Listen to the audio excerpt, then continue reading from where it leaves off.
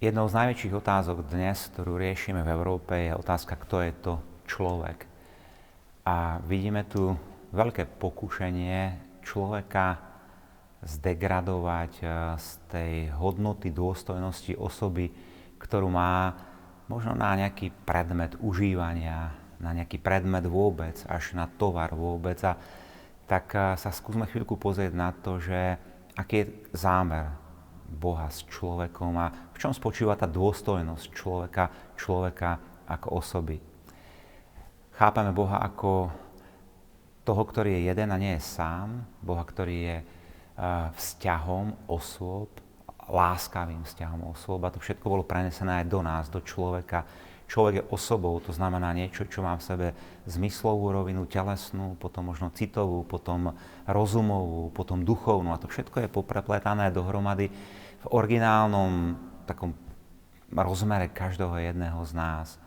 A my hovoríme, že človek, aby zostal osobou, potrebuje byť milovaný. Potrebuje lásku, ktorá má však určitú kvalitu, určitý kredit. A tá láska je láska osobná. Nestačí teda, aby to bola láska nejaká zaľúbená, láska, ktorá je nejaká žiadostivá, láska, ktorá je len nejaká taká žičlivá, ale dohromady všetko toto sa prenáša ešte do tej lásky, ktorá je láskou snubnou. A tak človek zostáva vo svojej dôstojnosti vzácnym, pretože miluje a miluje vo vzťahu. A aby tá láska teda bola niečo, čím sa vieme vyznať, Pán Boh nám daroval taký jeden veľký dar a tým darom je čistota. Dnes je také pokušenie, ako keby čistotu postaviť proti láske. Hovorí sa, že čistota by mala byť niekde mimo lásky muža a žena, pretože tú lásku ako keby ruší. A my naopak chceme ponúknuť také pozvanie, hľadať to, že čistota naopak robí lásku priezračnou. Dokážeme skrze čistotu vidieť, že či to, ako milujem toho druhého, je naozaj seba darovaním, či je to hodné mojej osoby a osoby toho druhého, alebo je to naopak len falzifikát lásky, to znamená sebectvo, kde hľadám svoje uspokojenie, svoju príjemnosť, svoje dobro a ten druhý mi slúži ako predmet, ako objekt, ako nástroj. Čiže potrebujeme naozaj v tejto dobe rehabilitovať čistotu, vrátiť jej takú správnu mieru dôležitosti v láske. Nie je to niečo, čo je ako keby len nejakým niečím potretím čohosi, čo človek robí, ale je to áno, z ktorého vychádza nie.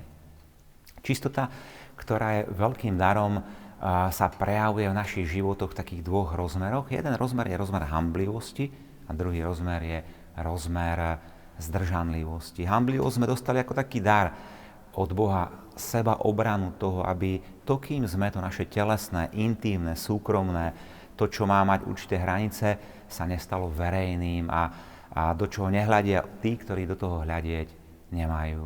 Ale potom tu máme zdržanlivosť, ktorá je takisto čnosťou, alebo môže byť pokušením, môže byť vypočítavosťou. To samotné slovo zdržanlivosť hovorí ako keby niečo som pozdržal, čo potom príde. Čiže zdržanlivosť, najmä v tom manželskom živote, neznamená, že teda všetko odložíme nábok, vzdáme sa života manželského, vzdáme sa života pohlavného. To určite nie.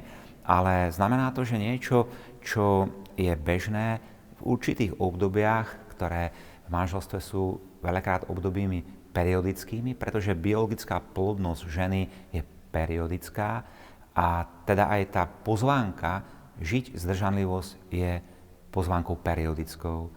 My dnes rozumieme tomu oveľa viacej, že ako funguje celý ten osobný rozmer konkrétneho človeka v tom ženskom svete, čo sa týka jeho plodnosti a neplodnosti a stále sa to viac skúma. Ale aplikácia týchto pravidel, ktoré sú možno teoretické, vždy vstupujú do vzťahu tých dvoch milujúcich sa osôb. A láska, ak má naozaj ostať láskou osôb, hodných osôb, potrebuje tie dva rozmery. Poprvé, aby ľudí budovala v integrite jednotlivých osôb aj vo vzájomnom vzťahu, teda má to nejaký zjednocujúci rozmer, to, čo kniha Genesis hovorí, aby dvaja tvorili jedno telo. A potom je tu rozmer číslo 2, to je rozmer plodivý, teda prokreácia, to znamená otvorenosť voči životu, to, že môžem byť otcom, môžem byť mamou. Že tento rozmer si potrebujeme akoby vždy zachovať v tom vzájomnom vzťahu. Ako som hovoril o tom pokušení, že čistota, ktorá sa prejavuje v zdržanlivosti, môže byť tá zdržanlivosť aj vypočítavosťou. A myslím si, že tu je to nebezpečenstvo, že ak je zdržanlivosť nesmeruje k čnosti, tak potom veľmi ťažko dokáže fungovať v tej rovine, ktorou sa zdržanlivosť prejavuje najmä v tých oblastiach toho plodného rozmeru vzťahu obidvoch osôb v manželstve, a to je vzťah nežnosti. Že my potrebujeme neustále ako keby si prejavovať tú svoju vzájomnú blízkosť. Potrebujeme, aj keď spolu nežijeme manželsky, telesne, pohlavne, sexuálne, potrebujeme dať tomu druhému pocítiť, že nie si v živote sám, že som pri tebe, som s tebou. A to je priestor na nežnosť. A tá nežnosť, keď je zdržanlivosť čnosťou, tak sa dokáže oveľa ľahšie udržať na tej hranici citovej, kam má patriť. A dokáže sa ubrániť tomu pokušeniu napríklad zvádzania, alebo na druhej strane pokušeniu nejakej koketnosti. Čiže zdržanlivosť, ktorá je čnosťou, patrí do tej oblasti čnosti v kresťanskom rozmere života, miernosti, sebaovládania.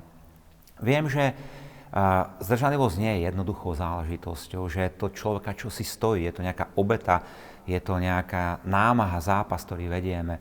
Ale Ježiš nás tak pozýva, že keď chceme kráčať za ním, tak potrebujeme zaprieť sám seba a zobrať každý deň ten svoj kríž a ísť za ním.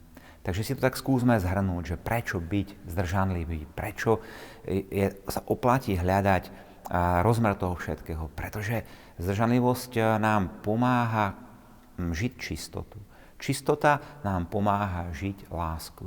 Láska nám pomáha budovať osobnosť a dôstojnosť osobnosti, a to je konečne koncov náš hlavný cieľ na tomto svete, keď nám Boh dal život a pozval nás, aby sme ho spolu na tomto svete vytvárali.